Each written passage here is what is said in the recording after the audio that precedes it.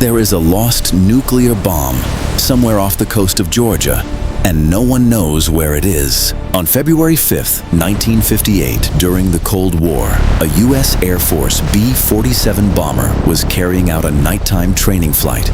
And on board, it was a real nuclear bomb.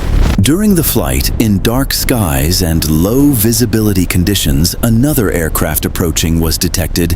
It was an F-86 fighter jet, and within a few seconds, the two aircraft collided in midair. As a result of the impact, the B-47 was severely damaged. Its wing and fuel system were affected.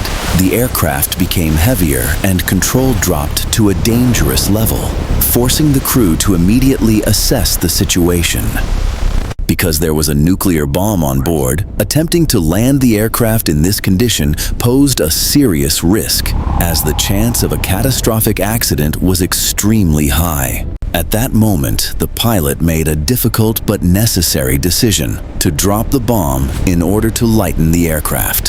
When the aircraft reached the area near Tybee Island, Georgia, the bomb was released through a special mechanism and fell into the dark waters of the Atlantic Ocean, disappearing immediately into the depths. After releasing the bomb, the aircraft became lighter, and despite the damage, the pilot managed to return it to base, successfully performing an emergency landing and saving the crew. After that, the U.S. military launched a large-scale search operation. The area was repeatedly scanned using sonar equipment, ships, and special teams, but the bomb was never found and disappeared without a trace. According to official information, the bomb was not in a fully armed state, but whether it contained nuclear materials or not remained an open question. Even after many years, this event remains a mystery, and some researchers still believe that the lost nuclear bomb may be lying underwater near Tybee Island,